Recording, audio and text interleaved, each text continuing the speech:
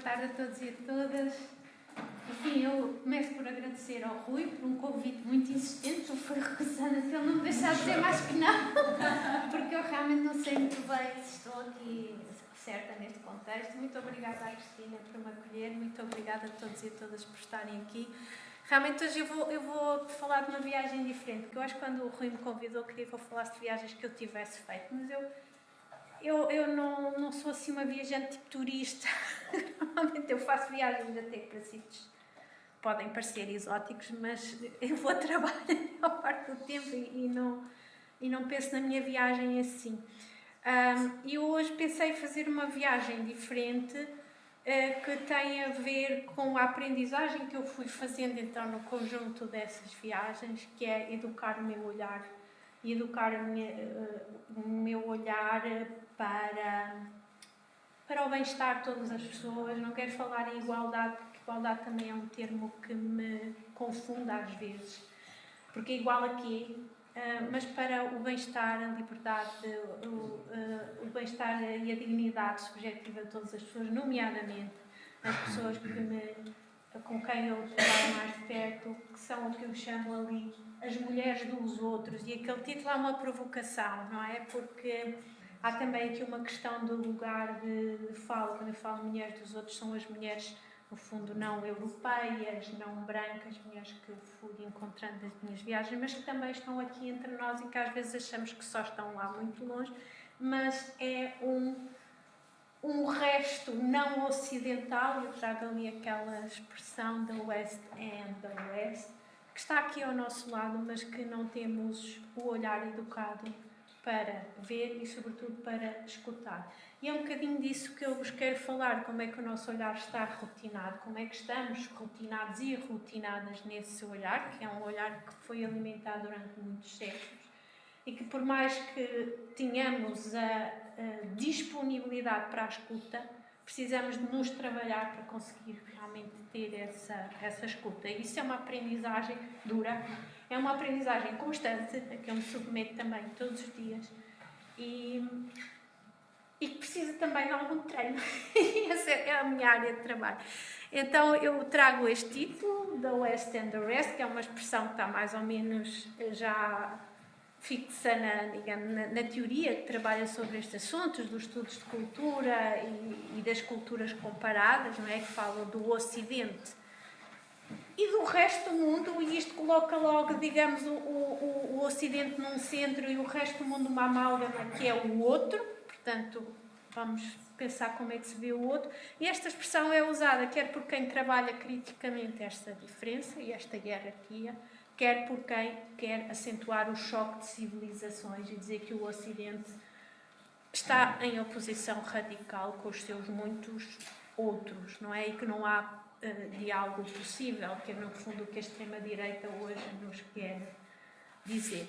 E então eu vou fazer esta viagem e começar aqui com esta gravura, que certamente conhecem, já viram, que é uma gravura de cerca de 1600, portanto do século XVII, que retrata a chegada à América, não é? Portanto, retrata a América por Américo Vespúcios, que dá o nome à América, não é?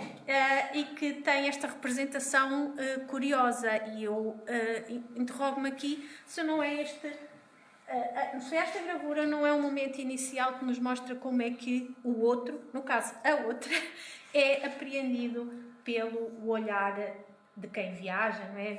A viagem é o momento inaugural disto tudo, não é? A viagem é ir ao encontro do outro, mas no caso estamos a falar das viagens que foram chamadas de descobertas e não de encontro, não é? Porque aqui não está uma viagem de encontro, está uma viagem de descoberta em que há alguém que olha e alguém que é olhado, de alguma forma.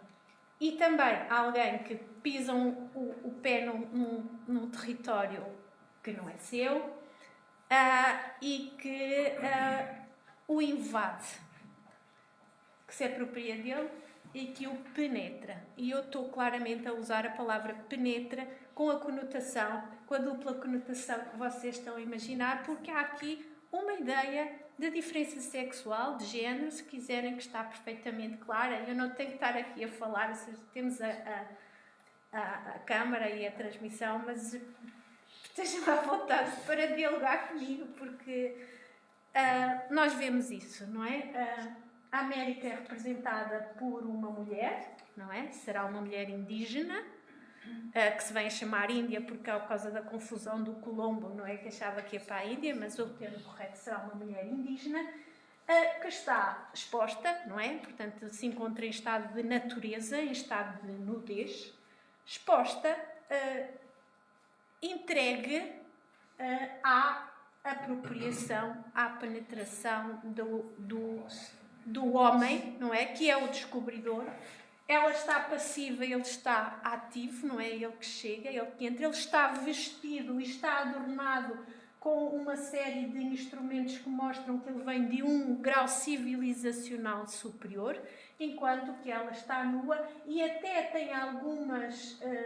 enfim, está ali um objeto que está ao lado, junto à árvore, que seria uma espécie de cetro, digamos assim, indígena, mas que está colocado ao lado porque ela abandona esse estatuto e fica associado a todo o fundo que está na gravura, que são animais e natureza que vêm ali no canto, e também lá ao fundo, não sei se conseguem ver, está uma fogueira com outras figuras que são mais indígenas e ali estão a cozinhar corpos humanos, portanto é a associação ao canibalismo, à antropofagia, ou seja, a um estado selvagem, a um estado primitivo, e aí está a América, não é? Aí está a América em que chega o homem ocidental, tecnologicamente avançado, com o seu...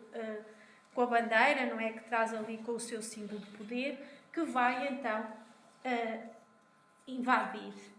E por isso é que também algumas terras chamavam as Ilhas Virgens, não é? Esta ideia da natureza virgem, como se não estivesse lá ninguém, porque essa ideia da virgindade era absolutamente importante para legitimar a ação de posse colonial. Ora, reparem como esta narrativa dos descobrimentos é profundamente sexuada, como nós dizemos, ou seja, ela é estruturada a partir da compreensão que havia dos papéis do homem e da mulher. Né? O homem age, o homem toma posse, o homem é sujeito, a mulher é o objeto que está ali disponível para ser entregue e que abandona, digamos, enfim, tudo o que ali no caso seria a sua identidade e é absolutamente colocada num lado que é natureza, instinto, selvageria, primitivismo, com a associação também à antropofagia lá no fundo. Portanto, parece que quando se dá esta viagem, se inventa então o outro. E na realidade é a outra, porque há uma dimensão de radicalidade na diferença que se constrói também quando não é só o homem indígena que está à frente do descobridor, mas é a mulher. Portanto, nós vamos ver, sempre isso é que eu chamei que isto era uma viagem com as mulheres nos outros, porque nós na realidade olhamos para o outro, mas não percebemos que há ali uma outra diferença adicional, né? Que é a outra. A outra fica lá, parece que também por detrás do outro, mas é importante nós pensarmos isso. E então, vamos para esta outra imagem, esta do século XIX, que mostra justamente como é que, a partir, digamos, das descobertas da primeira modernidade, se caminha para a chamada segunda modernidade, no século XVIII, com esta fixação no outro, que na realidade é a construção do mesmo. Ou seja, o Ocidente só forma a sua identidade por contraste com o outro que ele está a inventar como outro. A diferença é sempre produzida, ou seja, nós todos aqui, todas nesta sala, somos diversos. Dentro desta diversidade, poderíamos escolher uma diferença e torná-la socialmente significativa. Não é? Por exemplo, as diferenças entre os géneros, entre o corpo feminino e o corpo masculino, tornámo-la socialmente significativa no sentido em que ela estrutura os papéis sociais. A cor da pele também foram razões de poder, não é? Que tornaram essa diferença significativa para a organização social, porque na realidade, biologicamente, não há nenhuma diferença que sustente essa separação, ou que diga que uns são melhores que outros, não é? Portanto, quando tudo isto é o que nós dizemos uma construção social, ou seja, é uma imaginação do Ocidente que pode fazê-lo a partir deste poder que cria com o olhar. Então, o Ocidente inventa-se a si mesmo e inventa o resto. Só que se repararem, como está aqui, é sempre o olhar. A cultura ocidental, ao contrário de muitas outras culturas, é sempre visual. Não é? Essas diferenças, por exemplo, a cor da pele é uma diferença visual. Ou até o género é uma diferença social, não é? A Cristina saberá melhor que eu que hoje fazem, por exemplo, audições para músicos e músicas. As palavras até não existem, não é? Em que não se vê quem é a pessoa, que está, obviamente, a voz nota-se, mas eu estou a falar do som em geral, não se nota na performance, não é? E, portanto, não há aqui diferenças, digamos, significativas, a não ser as do olhar. E o olhar que se constrói, vai-se construir no século XIX pelo racismo científico, é um olhar sobretudo sobre o corpo, não do outro também, mas da outra. E quem é a outra? No caso é esta mulher, Sarah Baartman, que era sul-africana, e que vai ser trazida para a Europa para um dos chamados zoos humanos, não é? Que se havia na altura, e esta gravura mostra muito como era intrusivo, invasivo, o olhar e a atitude, a apropriação que se fazia do corpo desta mulher, que era tratada como um animal para ser visualizado, com todo o tipo de fascínio que ela tinha, não é? É o exótico no seu extremo, e o exótico é algo de extremamente perigoso, porque o exótico é aquilo que nos fascina, é aquilo que nós temos medo, portanto provoca sedução, mas também provoca ódio, algo de rejeição, não é? A fobia e a filia, essas duas dimensões, que nós vemos ali da parte de vários agentes, não é? Aqueles dois soldados que até estão com alguma pornografia, não é? Porque isto é uma caricatura, temos ali a sugerir que eles não trazem cuecas como os escoceses, temos um cão a ver, mas também a própria mulher que está a ver, como se não fosse uma pessoa com a sua dignidade do seu corpo, está ali a ser esquartejada pelo olhar. E depois esse tipo de olhar dos circos, não é? E ela aparece em imensas caricaturas da época, a Venus Hottentot, foi assim que ela foi chamada, não é? Sarah Baartman. Aparece então em várias caricaturas que a mostram enquanto elemento de circo, sobretudo por causa daquela característica que ela tinha, não é? Que era própria de várias etnias, que são as náticas, salientes, obviamente ali caricaturadas e exageradas, não é? Mas depois ela passa para a ciência. E ali o que temos é um retrato de cientistas a estudar a Sarah Baartman como um exemplo do outro, mas é um outro que é como como é que se diz? Como um objeto, não é? Aquele tipo de que nós vimos os circos que mostravam aquelas pessoas que, como é que se chamava? Agora está-me a escapar as palavras. Aberrações, era assim, aberrações, não é? Ela é tratada como uma aberração, portanto é mesmo o outro incomensurável, aquele com o qual não podemos dialogar, porque é um monstro. Na realidade, o corpo da mulher racializada, o corpo da mulher negra, com estes traços, não é, que são exagerados, que são estranhos, ele é o corpo da mulher negra que é o monstro, e o monstro é o meu outro mais distante. E, portanto, ela vai ser levada para a ciência, vai ser, realmente, quando morre, vai ser esquartejada, vai ser tiradas as partes que vão ser estudadas por cientistas, e depois, só muito recentemente, é que a África do Sul pediu realmente o cadáver da Sarah Baartman para poder dar um enterro digno a esta mulher que seguiu nestas andanças muito pouco dignas de qualquer civilização. Bom, daqui então, reparem como é, estas imagens também mostram muito essa predominância do olhar, não é? O olhar, mas o olhar, ele inventa, ele é intrusivo, ele toca e a partir daí cria os seus mitos. Na realidade está ali o outro não fala. A Sarah Baartman não fala, ela não pode dizer eu sou isto. Eu entendo-me assim. Eu desejo isto para a minha vida. Sarah Bachman não pode dizer nada. Não é?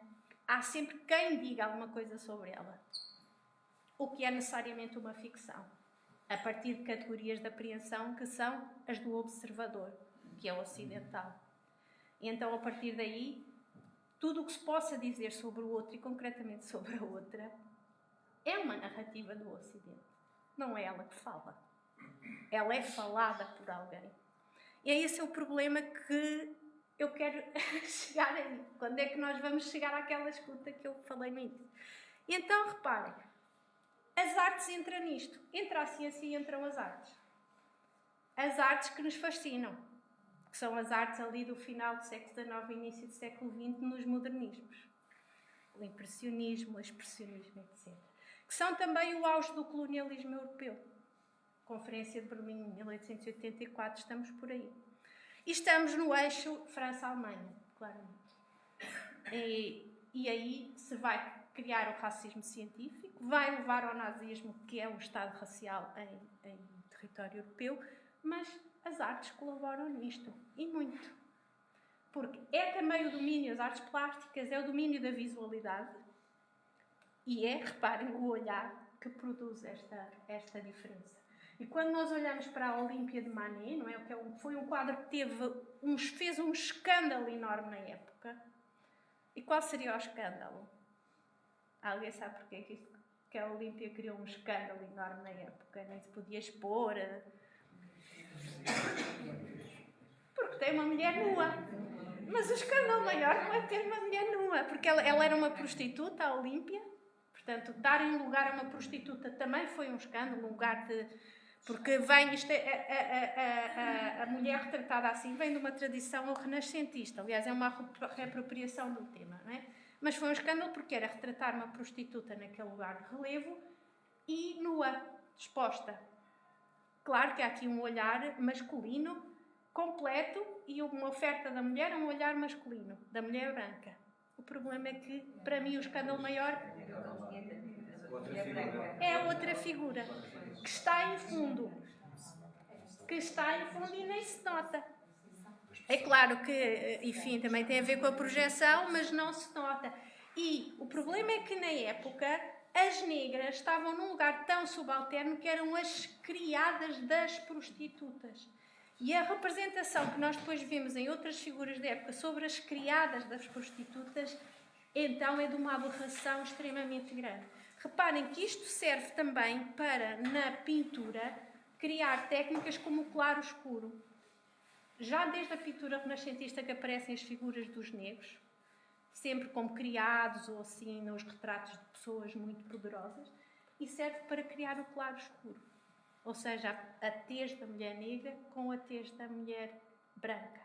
E esta mulher nunca se falou, só muito recentemente é que se começou a ver o que havia aqui de opressão colonial em solo europeu em relação à criada negra, que está no lugar da criada da prostituta. Ou seja, se a prostituta branca está no degrau mais baixo da sociedade, a outra ainda está mais. E está ali a servi-la num plano recuado, quase apagada, e serve para quê? Como figura de contraste, claramente, para realçar a branquitude da figura branca. E, portanto, para mim o escândalo é a outra que teria existido e do qual acho que só recentemente está a tentar descobrir o nome.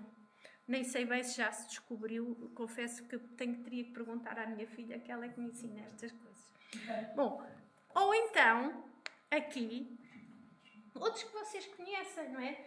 Eu vi recentemente uma exposição também em Berlim sobre o Gauguin, que era justamente desmontar a colonialidade, ou seja, o olhar colonial masculino do Gauguin sobre as meninas, não é? Que ele via lá no Haiti, não é? E que pintava, obviamente sem o acordo delas,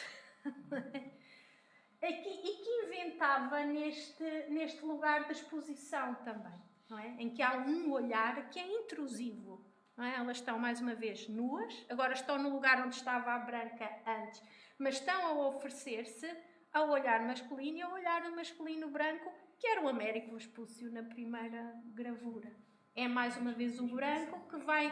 E, aliás, sabe-se que o Gauguin participou claramente da administração colonial francesa ali e que era participante. As indígenas que ele encontrava, aliás, eram assimiladas, portanto, a maior parte aparecia vestida e tudo, mas ele vai criar, digamos, cenários de estúdio para ter estas pinturas, em que vai recriar esta ideia do nativismo, primitivismo, até se chama assim às correntes, que vivem realmente da invenção do outro que é uma outra, não é? E desta apropriação que é sexual também, não é? Um olhar concupiscente, um olhar de apropriação masculina. A mesma coisa ali na Mille Adormecida, que é do expressionismo alemão, não é? Portanto, estava a falar neste ex-França-Alemanha, em que aparece tal e qual, não é? Aparece uma mulher negra, não é? Também com os seus traços, digamos, sensualizados, realçados, não é? Uma espécie de Sarah Bartman ali, com as nádegas e com os seios, aliás, acompanhada de figuras em forma de dança, que seriam figuras imaginadas como totémicas ou associadas a culturas africanas ou das ilhas indígenas, etc. Portanto, um olhar que é tirado das máscaras africanas ou das Índias, que inspiraram também o Picasso e outros, inspiraram, hoje dizemos, é uma estética da qual se apropriaram, não é? E apresentaram como original, mas não, quer dizer, havia imensas exposições coloniais e de artefatos coloniais que estavam a chegar a Paris, não é? Estão no Museu d'Orsay, ou estão em Berlim, e era neste contacto, não é, que eles desenvolviam as suas estéticas. Eles não estavam a inventar, estavam a copiar. E então ela aparece com todo aquele cenário que parece o fogo, que parece o primitivo, parece quase aquele fundo da primeira gravura, mas transportado para traços mais, enfim, expressionistas, no sentido daquela cor, daquelas superfícies de cor viva. E, portanto, ela, Emily, não se sabe quem é Emily. Hoje, curiosamente, também investigadoras negras na Alemanha estão a tentar procurar quem é Emily. Porque Emily não falava tal como aquela. Era o espírito, estava ali vigiado pelos tiros, mas quem é aquela mulher? Nunca falou, nunca pôde falar de si. Estava ali como um objeto para apropriação do olhar masculino e ocidental. Portanto, estas mulheres, as mulheres dos outros, nunca falaram. Não sabemos quem são, não têm nome. E por aí continuamos. Ainda, o expressionismo são coisas que eu aprendo com a minha filha, devia estar aqui, que fez um trabalho justamente de procurar em museus os objetos de arte africana, no caso, que tinham servido de inspiração a pintores do expressionismo alemão, nomeadamente a escola de Brücke, a ponte.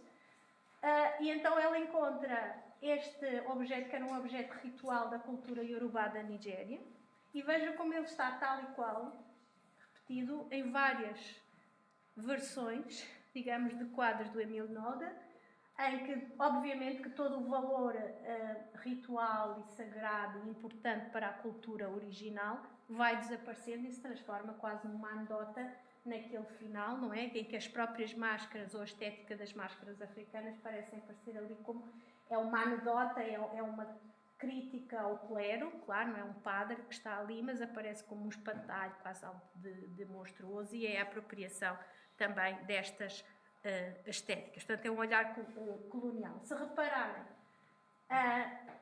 há uma acentuação progressiva dos traços de sexualização da mulher, daquela para aquela imagem. Os seios, não é? Que se vão tornando mais pontiagudos e os bicos dos seios. Enfim, os lábios, não é? Que se tornam também muito proeminentes. Bom, e então, como Portugal não está isento disto, vamos para outro lugar onde nós também imaginámos e fomos voyeur, e eu vou usar a palavra voyeur, dos outros e das outras. E estamos a falar das exposições coloniais. Há pouco falei que a Sarah Baartman apareceu nos Zoos Humanos. Em Portugal também houve Zoos Humanos, não é? E este foi o primeiro, na Exposição Colonial do Porto, de junho de 1934, foi no Palácio de Cristal, hoje Pavilhão Rosa Mota. E ainda estão muitos traços desta exposição espalhados pelo Porto. Eu trago aqui, isto são imagens, estas exposições eram muito documentadas, já há muitos trabalhos sobre elas e fazia parte da própria exposição elas saírem depois em postais ilustrados ou saírem em revistas, ou seja, serem muito divulgadas através da reprodução, que era para a ideia chegar, e a ideia era mostrar um Portugal grande, não é? Nós vamos chegar ao Portugal dos Penidos, que faz parte, mas a lógica era, havia sempre a exposição do que era o Portugal rural, pequenino, que se queria pequenino, que se queria modesto, que se queria aquela casa portuguesa em que cabem todos, e há pão sobre a mesa, mas pode só haver pão e uma sardinha, e sobretudo não vão para a rua amanhã, que é o 25 de Abril, porque não peçam nada, porque pobretes e alegretes, dizia a minha avó, não é? Ou seja, somos todos pequeninos e é para pequeninos que temos que estar, porque não podemos pedir nada que o regime não quer, estamos a falar de Estado Novo, claramente, e depois mostrar, pelo contrário, que o mundo português era grande, não é? Até há aquela invenção daquele mapa do mundo português, não é? Em que as colónias todas cabem na Europa. E é no contexto destas exposições, sim. Mas ele sai justamente no contexto destas exposições, acho que é, salvo erro, na de 1940, que é em Lisboa. Posso estar errada porque eu, às vezes, isto de datas históricas, para mim, eu não me dou muito bem. Portanto, isto é a parte da propaganda, não é? Já começamos a ver ali o que é que há, não é? Há a parte, então, das aldeiazinhas portuguesas e do folclore português, e depois há as aldeias indígenas, que é a parte colonial, que já aparece ali naquele cartaz, em que, mais uma vez, temos a outra, com o seu bebê. E então temos isto, não é? A reconstituição de uma aldeia balanta, da Guiné-Bissau, não é? Que é transportada para os jardins do Palácio de Cristal, e depois várias pessoas que não são tratadas como pessoas, não é? Que são tratadas como animais num zoo. E estas visitas eram feitas para milhares e milhares. Chegar na de Lisboa, chegou a haver milhões de pessoas que vinham, levavam tudo a ver. Sim. E portanto era de um voyeurismo imenso. E depois havia toda a reprodução na cultura popular.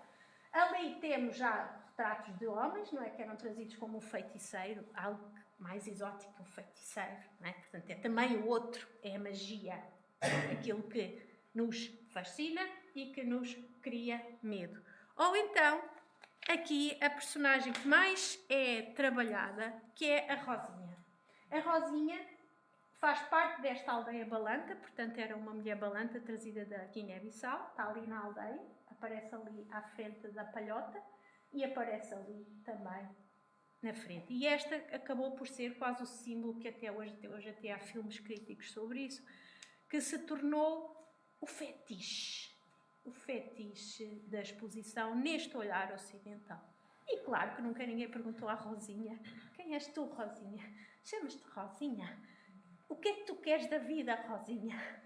Ninguém perguntou à Rosinha, porque a Rosinha é o outro dentro dos outros. E obviamente que nós temos a reprodução da sexualização da mulher negra desde a Sarah Baartman, ou desde antes, desde as descobertas. Mas a Rosinha aparecia em todo lado, em todas as revistas, estão a ver, tal como outras mulheres daquela etnia.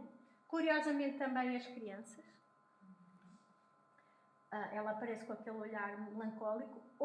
Há um filme que até mostra depois como contraste, ela aparece em contrastes com figuras de mulheres minhotas. Parece uma minhota com ela ao lado, em que a minhota, claro, está vestida, representa o Portugal civilizado e ela outra coisa, não é? A natureza selvagem, o primitivo está aqui. Coitada da Rosinha também. E depois havia estas coisas que eu acho delicioso. Temos ali a Amélia Rei Colasso, não é? Que era a atriz conhecida da época e que arranjou uma mascote. Que o Augusto, também não sei se chamava Augusto, que era a criança, tornou-se a mascote da exposição. E então aparecem estas coisas. Reparem, havia recordação da primeira exposição colonial portuguesa e veio o Augusto com os garrafões de vinho. White Horse é o meu cigarro preferido, o Auguste Davinet. Isto é de uma violência. É de uma violência, não é? Mas estamos porque o outro é o objeto do olhar ocidental e pode ser exposto, abusado e, no entanto, amorosamente. Amorosamente. Reparem o claro escuro. Ela vai de branco imaculado. Vai de branco imaculado.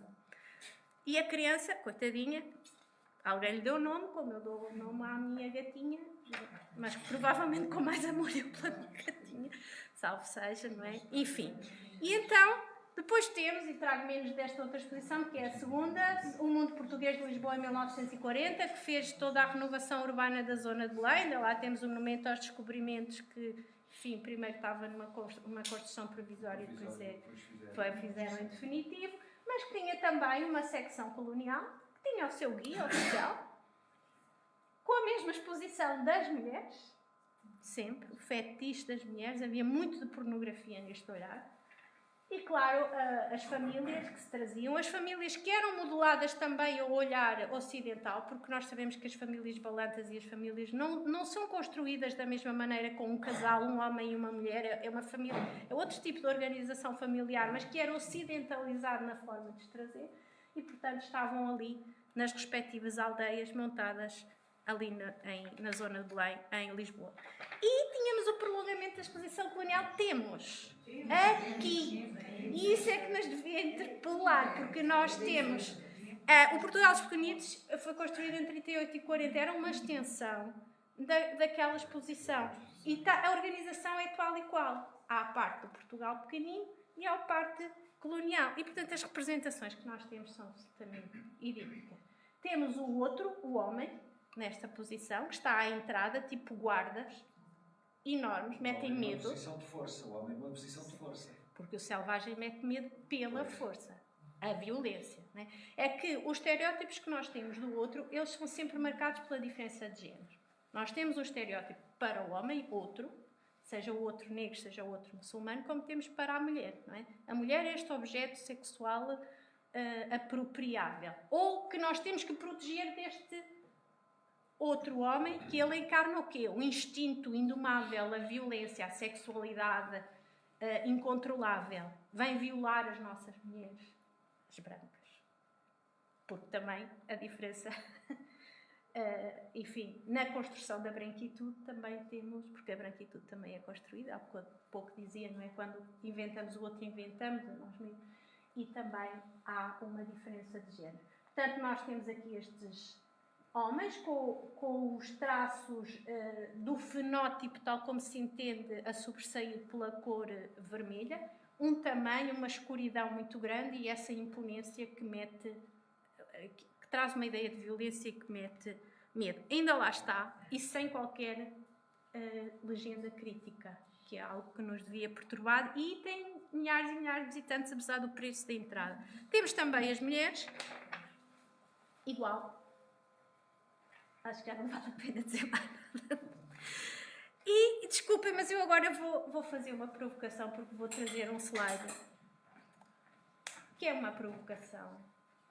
Eu não sei dizer nada sobre este slide, foi só algo que eu pensei, que deixo para pensar. Portanto, temos aqui postais, um francês e um italiano, que eram propaganda ao colonialismo. Ali havia das exposições coloniais que havia em França, aliás, Portugal também fez uma em Paris.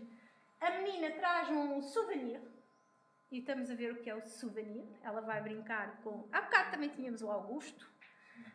Ali, a missão civilizatória do branco, não é? Que vai ajudar, ou seja, os outros são apresentados como selvagens, aquelas aldeias também tinham essa ideia, apresentá-los como muito miseráveis, quase não tinham comida, etc., porque isso legitimava o que se chamou o fardo do homem branco, ou seja, temos que levar a civilização sob a forma de ajuda. Reparem como aqui essa ideia do fardo do homem branco implica vestir os meninos, que não se sabe sequer se meninos, aquilo é quase, não se sabe se são meninos, são adultos, porque em relação ao tamanho de quem está a dar não se percebe muito bem. Mas há sempre uma infantilização também do adulto, nesta projeção do outro. Portanto, estão ali. E depois, desculpem, mas isto são imagens de campanhas para voluntários de agora. Exatamente igual. E por isso é que eu pus aqui desta provocação. Não é que tiram a selfie ali e é o claro escuro em todos os aspectos. Foi uma provocação. Agora eu gostaria de pensar noutros outros, que é, e noutras mulheres de outros, que são os muçulmanos e as muçulmanas, que desde muito cedo na nossa história do Ocidente cristão aparecem como outro incomensurável. O outro, o West and the Rest é sempre cristandade e islão. E eu vou basear esta apresentação nestes livros, se alguém quiser, que tratam bastante da questão do véu islâmico e do harém da perspectiva. Portanto, é um estudioso argelino, Malek Alula. Fátima Mernissi é uma teórica feminista marroquina. Há outras, Leila Ahmed, que é do Egito, que trabalham estas questões. Está traduzido em português, acho que se chama O Harém Ocidental. Acho que está traduzido como O Harém Ocidental, este livro da Fátima Mernissi. E, portanto, só para dizer que eu não inventei nada, aliás, não inventei nada, está aqui, eu prendo. E então começa na pintura europeia. Vamos voltar à pintura europeia, não é? E aqui temos o Delacroix. Eles gostavam muito da Argélia, não é? Que era a colónia francesa. E nós vamos deslocar-nos para a Argélia. E, portanto, o fascínio que havia com os aposentos femininos, que era o harém. Quase sempre a representação do homem, que a gente diz árabe, mas não é árabe, não é? Faz parte das amálgamas em que colocamos os outros. Portanto, do muçulmano, que nós confundimos com o árabe, nem todos os árabes são muçulmanos, nem todos os muçulmanos são árabes, mas há esta confusão que faz parte do racismo islamófobo, não é? Mas havia sempre um fascínio, quase sempre representado pelas mulheres e não pelos homens. Os homens também aparecem em cenas de batalha, como sábios, etc., mas há uma espécie de fetiche mesmo, aquele olhar obsessivo sobre onde o homem ocidental não podia tocar, que era o lugar onde estavam os aposentos das mulheres, e que vieram a chamar o harém, o serrado, né?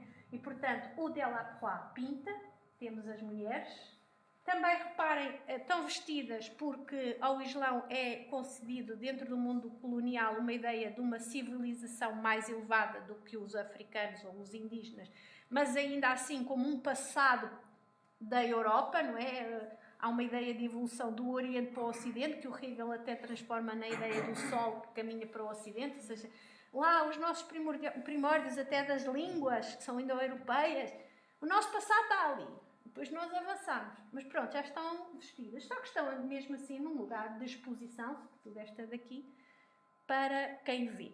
E, curiosamente, há sempre uma representação de uma escrava negra, tal como aqui, em Grécia, acho que é assim, odalisca com escravo, nós quase que vemos a outra, a Olímpia, não é? Aquela prostituta, mas aqui é uma odalisca de 1842, também na França, que está com outra mulher, não é? Há também um olhar muito voyeurista sobre figuras que evocam lesbianismo, uma imaginação do harém como um lugar em que as mulheres estão em orgias, né? Entre elas, mas isso convoca muito este voyeurismo do olhar masculino, e depois a escrava lá ao fundo mais negra. Mas é repetitiva esta imaginação da mulher oriental, não é? Da mulher que tanto usa o véu para fazer a dança do véu, que é uma dança maravilhosa, como está a exposição a oferecer-se ao olhar no ocidental. Portanto, quase todas são, e sempre na mesma posição. É o orientalismo, sim, é o orientalismo nas artes.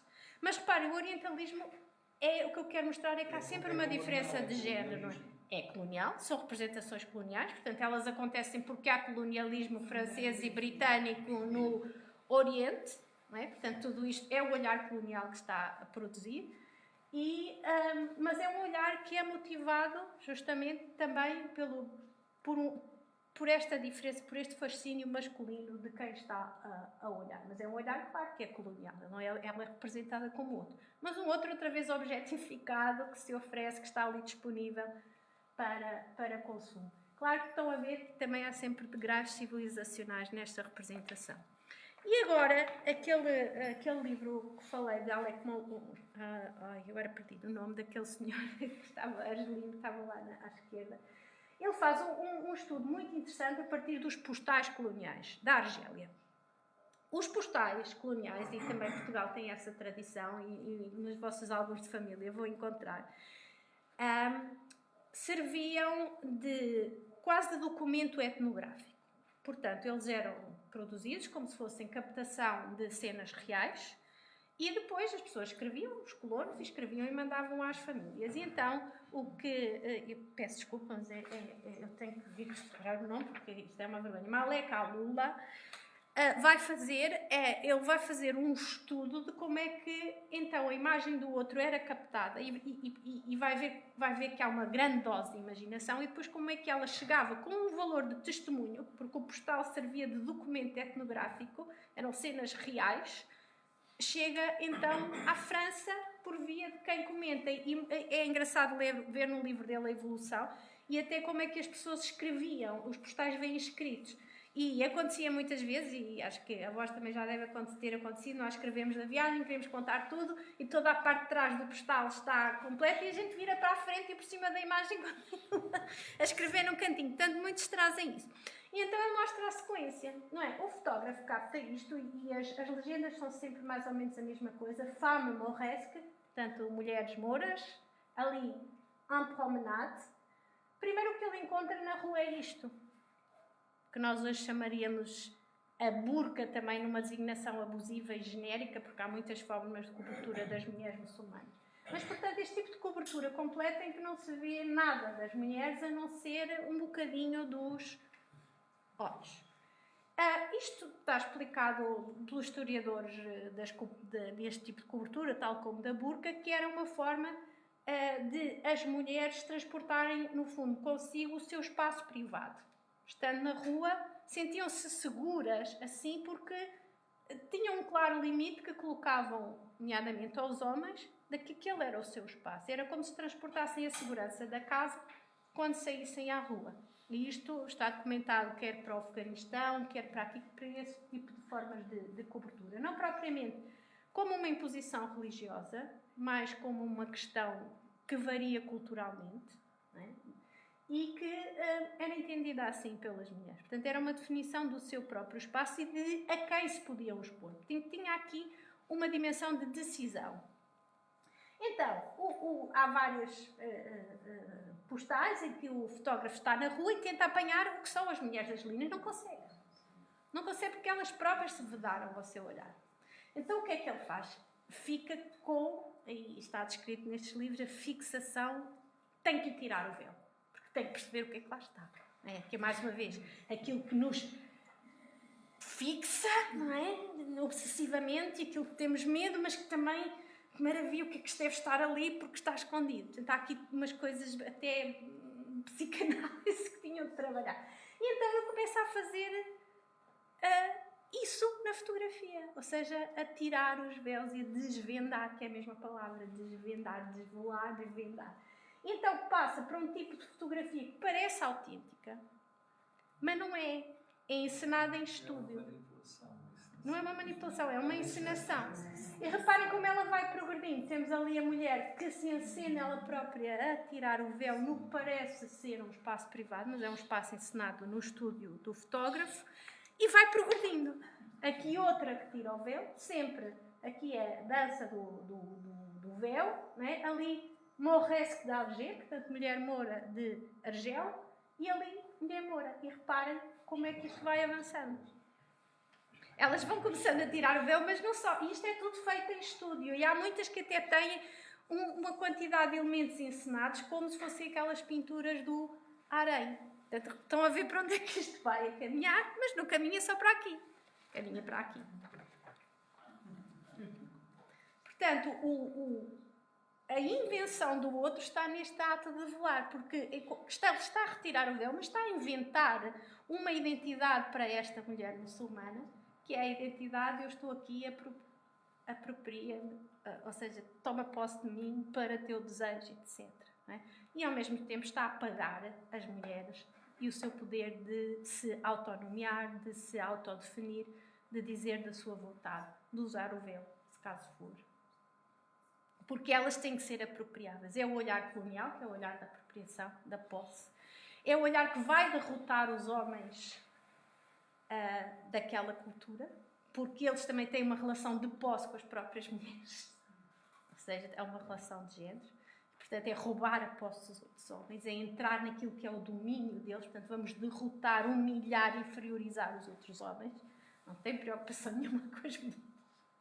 E, obviamente, vamos usar estas mulheres. E então temos esta mulher árabe com o yashmak. O yashmak era um tipo de cobertura que havia em algumas etnias da Turquia e aparece assim.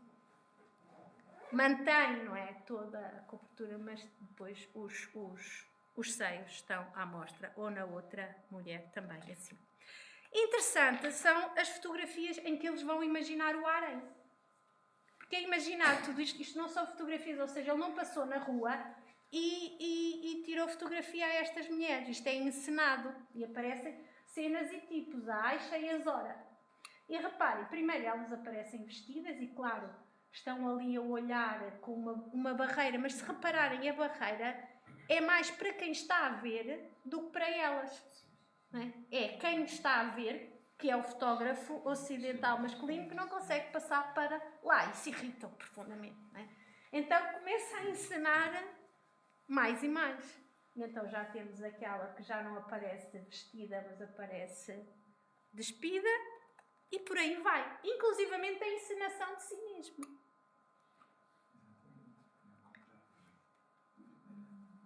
Ele que até está lá fora, não é? Agora inverte o olhar.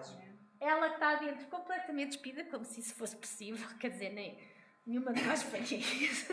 Nenhuma mulher no seu perfeito juízo. Quer dizer, andaria assim, desculpem lá, é tão absurdo que é preciso usar o senso comum quase para trabalhar isto.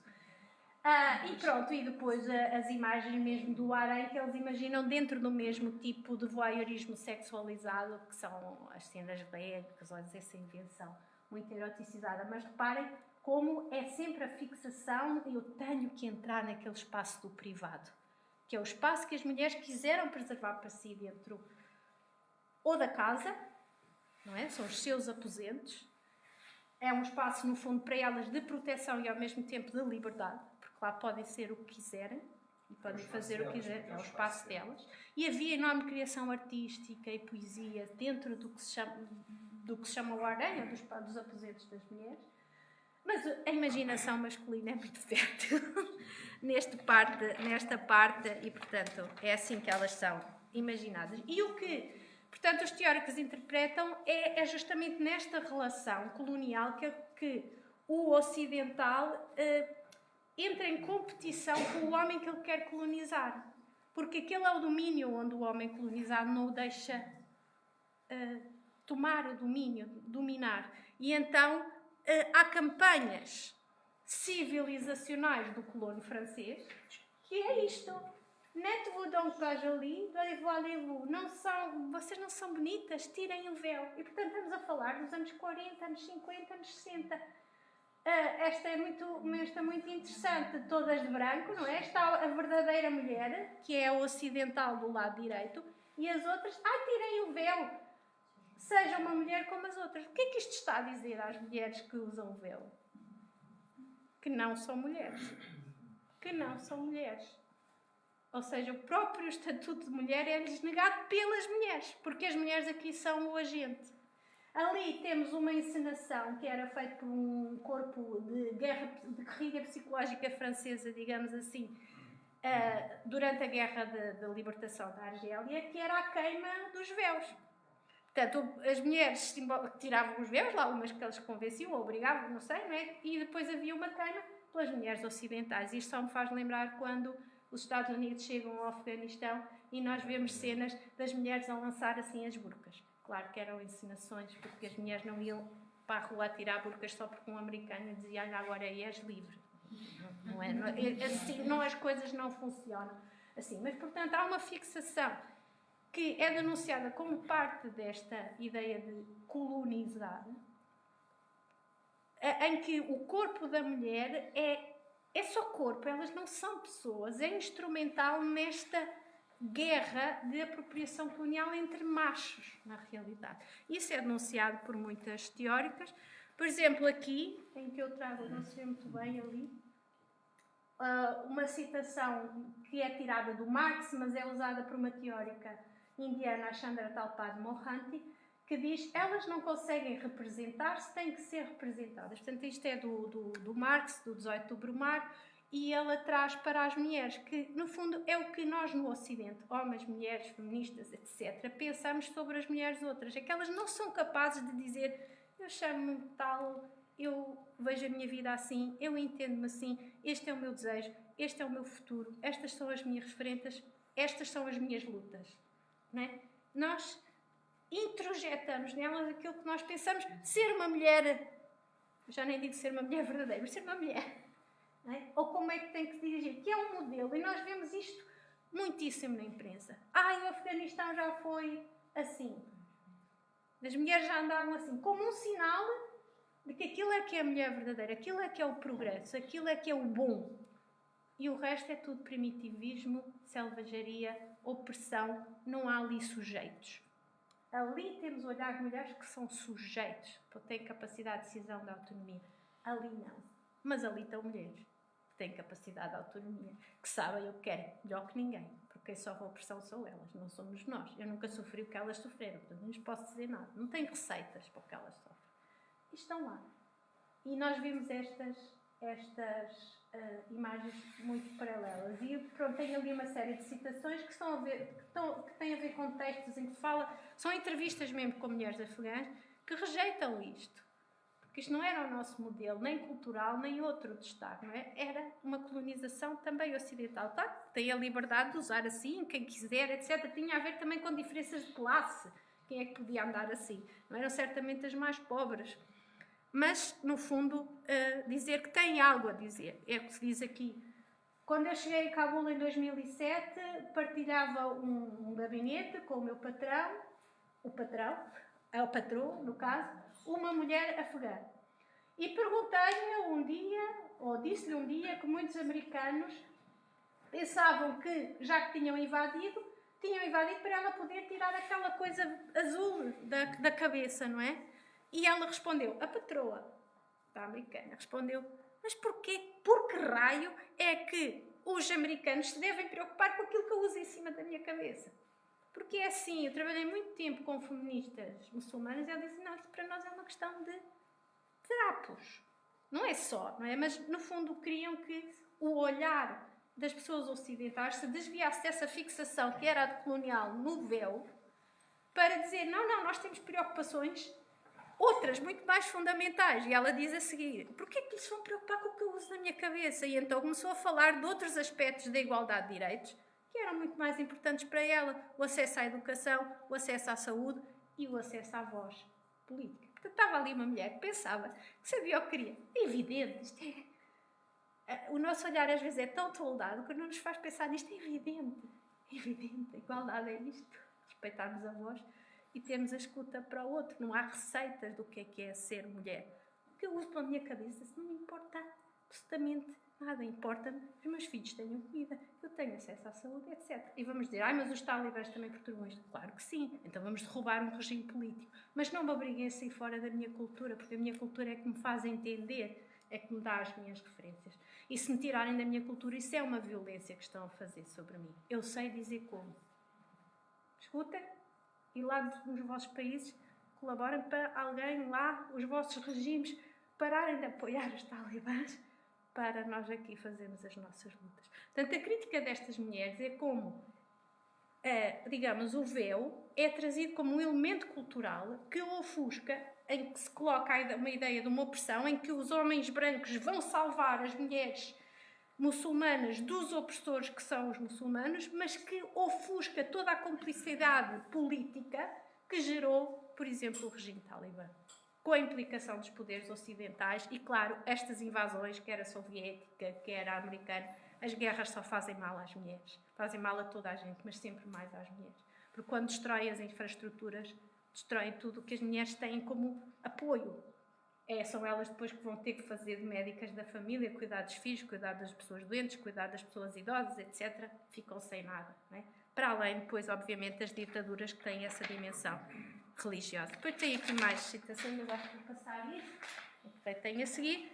Passamos, eu já nem sei quanto tempo já passei. Já passei quase 1 hora. Então, tenho. Bom, então, isto também não sei muito bem. No fundo, se formatou um bocadinho. Trago eu agora a imagem para hoje. É tudo de hoje. As várias representações do negro na cultura popular. Há aqui uma imagem interessante que é aqui quando temos esta do gorila, que vocês conhecem do King Kong, do filme. Esta imagem é um cartaz da Primeira Guerra Mundial. Esta é a única que não figura aqui, digamos, dentro do momento contemporâneo, em que é um cartaz que diz aos americanos para se alistarem na luta contra a Alemanha. Não sei se repararam que o gorila tem um chapéu daqueles prussianos. E ele é que, na altura, não é? O nazismo é que... Não era o nazismo, estamos a falar da Primeira Guerra Mundial. A Prússia é que representa a selvageria. E então colocam-lhe o quê? A imagem de um gorila que era o selvagem negro. Portanto, qualquer violência, digamos, aos chamados valores ocidentais é representado por este outro, que é transportado de conceito em conceito, mas tem sempre a figura de um negro animalizado como um gorila, uma besta feroz. Depois, temos uma capa da revista Vogue, que é sobre dietas. Curiosamente, é sobre dietas, o físico perfeito para homem e para mulher. Então temos um basquetebolista, que é o LeBron, e a Gisele Bündchen. E agora comparem os dois. Que é um mito da violação da mulher branca pelo outro, que é masculinizado, é selvagem e violento. Portanto, isto vem desde a antiguidade, desde o rapto da Europa, em que Zeus se transformava num boi. Né? E há representações da Europa assim também, exposta. Reparem, é sempre uma mulher loura, umas vestes claras, tal e qual, agarrado, né? Agarrado pela besta, que é a representação do homem negro. Depois temos outras, sempre a violação, né? Spicy Adventure Stories, que são aqueles livros de banda desenhada, etc., que se lê na cultura popular, os filmes ou então a publicidade, lá em cima. Depois, a representação do homem de turbante, não é? Que uniformiza o estereótipo do muçulmano que agora já caminhou para o terrorista, é o Bin Laden ou o Talibã. Tem sempre um turbante e uma barba. É sempre o mau, o radicalmente mau. E ali temos no desenho animado, no filme Aladino, não é? Que é o mau. E ou ali naquele que vai também, enfim, atacar a América. E depois temos, ali podia ser o Chega, por acaso é uma primeira página de uma revista polaca, em que é a Europa, não é? Temos a vestimenta azul agora é a bandeira europeia, não é? Uma mulher loura e tem uma série de braços escuros, peludos, que estão a agarrá-la e estão a violar a Europa, não é? E depois temos, eu não sei ler polaco, mas acho que dá para ler, violência islâmica pela Europa. E se vocês recordarem que há aqui umas semanas o Chega disse como uma violação de não sei quem no Martim Moniz, ou em Colónia, que houve numa passagem de ano, uma violação coletiva, que depois não houve queixas nenhumas por parte de refugiados. É sempre este que causa a ideia de que o outro está numa civilização completamente incomensurável, que não nos permite ver, não é? São estas narrativas de violência que pegam o quê? Uma imagem da mulher branca também construída, que é uma imagem de pureza, de virgindade, em que os outros vão conspurcar. Pronto, a partir daí, reparem, temos a mulher com um véu como ícone de ameaça civilizacional e tudo o que ela é desaparece. Reparem, temos aqui 2 capas de revistas espanholas, o El País, que diz assim, Molenbeek, um bairro de Bruxelas que esconde o jihadismo europeu. E o que é que nós vemos? Uma mulher que empurra um carrinho de bebê. E ali está o jihadismo. Não sei, deve levar bombas dentro do carrinho de bebê. Não uma mulher que vai com o seu... Ou ali, máxima segurança para receber 2016. E o que é que nós vemos? Quem é que representa? Eu costumo mostrar isto aos meus alunos e pergunto quem é que representa a ameaça ali? Devia ser o soldado, mas na realidade não. O soldado que está armado até aos dentes é a segurança. E a mulher que vem ali com os seus sacos de compras, ela que personifica a ameaça. Ela já não é uma pessoa, deixou de ser uma pessoa. Ela é o pedaço de pano. Para nós, substituiu tudo o que é diferença, tudo o que é individualidade, tudo o que é subjetividade, tudo o que é diversidade cultural. Nesta história, estão a ver que há uma linha narrativa aqui. Ou aqui, em que a polícia francesa, a certa altura, recebeu ordens para que as mulheres muçulmanas que iam à praia com uma vestimenta que ficou conhecida como burkini, ou seja, iam para praias cobertas, a polícia recebeu ordens para despir as mulheres. E eu pergunto, se fosse uma de nós aceitávamos que nos fizessem isto? As nossas avós que iam para a praia todas vestidas de lencinho e que arregaçavam as saias quando iam ao mar, deixávamos fazer isto às nossas avós, como está ali uma senhora idosa? Isto é uma violência. Feita em nome de quê? Da civilização ocidental, que é dita reger-se pelos valores da liberdade. Mas que não aceita que uma mulher esteja vestida na praia. Não. Agora, desenvolvimento, autonomia, feminismo é tu tirares a roupa e queimares o sutiã. Porque tu tens que ser como uma verdadeira mulher, como as outras. Não és bonita? Tira o véu. E faz-se esta violência. E, portanto, há uma teórica indiana, que é a Gayatri Spivak, que tem esta frase: homens brancos que salvam as mulheres, ela diz castanhas, está a falar a partir da Índia, dos homens castanhos, que são aqueles que culturalmente representam uma cultura absolutamente inferior. Porquê? Porque tratam piores as mulheres deles do que o Ocidente trata supostamente pior as mulheres. Isto tem consequência também sobre as mulheres ocidentais, porque é a mesma coisa que dizer no Ocidente todos os problemas de violência de género, por exemplo, estão resolvidos, e nós sabemos quantas mulheres morrem às mãos dos maridos. E o artigo onde ela diz isto, que a Gata Estiva, que se pergunta: e a subalterna pode falar? Ela nunca fala. Ou melhor, fala, mas nós não ouvimos. Por isso é que viemos aqui viajar para aprender a escutar. Então, por exemplo, outra coisa que... Como é que as mulheres brancas, feministas brancas, vão salvar a outra? Porque não são só os homens brancos, são as mulheres brancas que também vão lá. Ali, na Argélia, iam-lhes tirar o véu. Aqui vão fazer... há esta ONG muito linda, que isto é um extremo. Isto é um extremo, está bem? Eu também não vou dizer que não há programas de ajuda que são bons. Mas há um extremo que mostra como é que é imposto um tipo de ajuda que é desenvolvido pelas cabeças ocidentais e que impõe, sem perceber a violência que está a levar no ato da ajuda. Então esta ONG chama-se Clitoraid. Depois percebi que é de um grupo religioso, de uma seita religiosa americana que defende o prazer. Pronto, não é propriamente assim o exemplo do ONG. É mesmo um absurdo. E eu também só cheguei a isso porque é tratado por uma feminista africana. E então, o que é que faz esta ONG? Tem uma campanha que se chama Adota um Clitóris. Com aquela propaganda em que andam meninas vestidas de clitóris a pedir donativos para adotar um clitóris. Ou seja, eu não apoio uma mulher, eu adoto um clitóris, então eu dou dinheiro e vão lá médicos restaurar clitóris. Isto não tem nada de mal em si, quer dizer, os hospitais da ONG foram muito concorridos pelas mulheres, mas depois o discurso que vai para o Ocidente é: eu queria ser inteira. E o que tem de mal aqui é que nós não estamos a apoiar mulheres, estamos a apoiar clitóris, ou seja, no mesmo ato em que vamos querer corrigir uma amputação, estamos a amputar estas mulheres.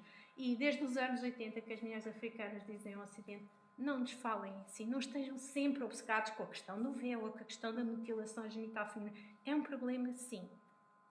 Em algumas partes da África, em algumas culturas, é um problema grave.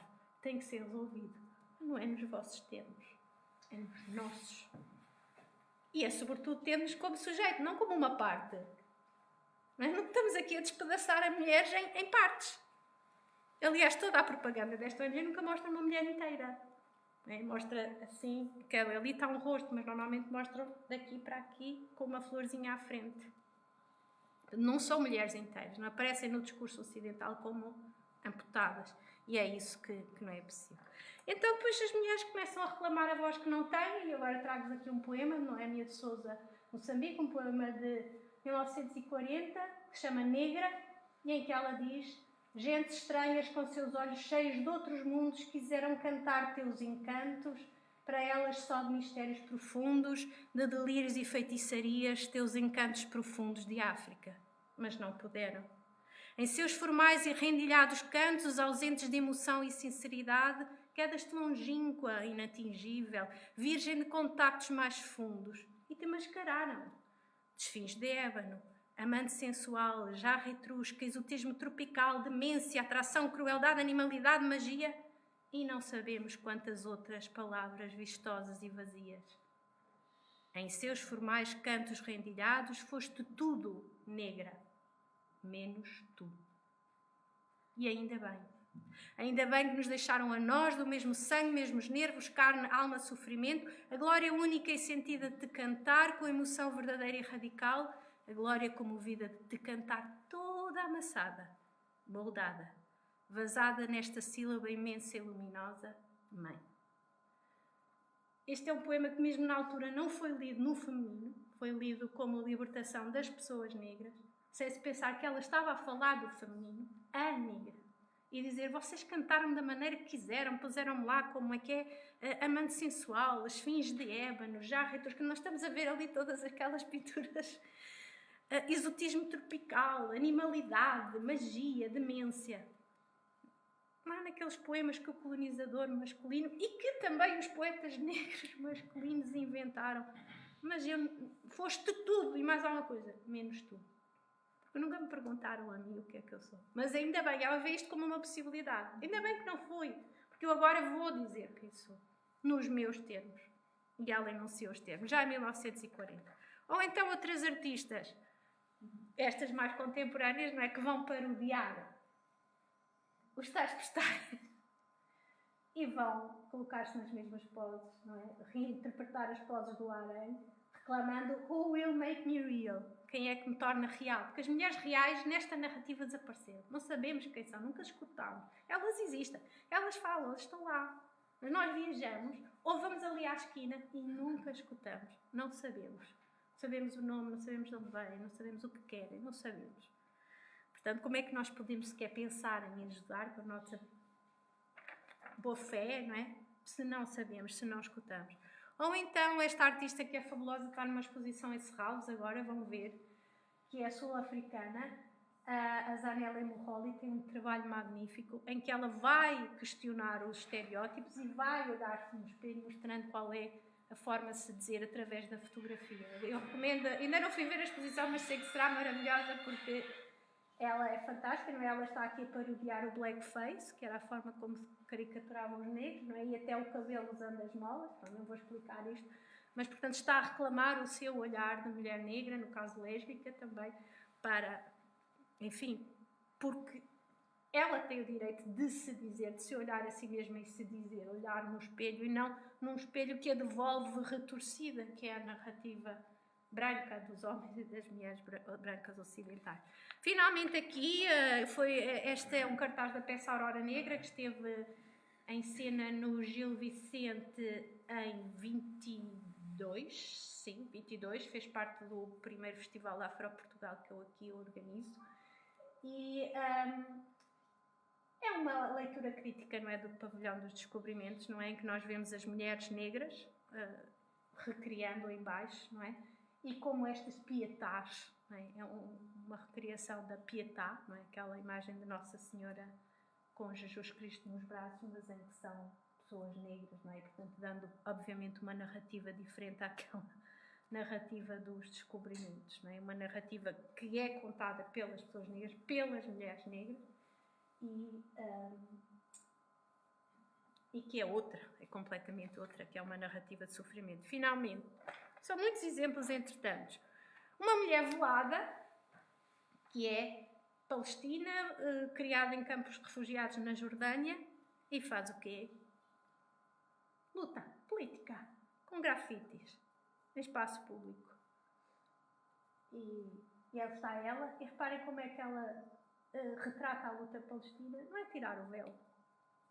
As mulheres lutam dentro da sua cultura com a sua opção de cobrir a cabeça ou não cobrir. Ela própria cobra, não quer dizer que isso é limite. E depois eu deixo só isto como uma provocação e com isto concluo. É um cartoon, não é? Tudo coberto menos os olhos. Que cultura de dominação masculina tão cruel. E a outra diz, nada coberto a não ser os olhos. Que cultura de dominação masculina tão cruel. Com isto agradeço a vossa atenção e concluo.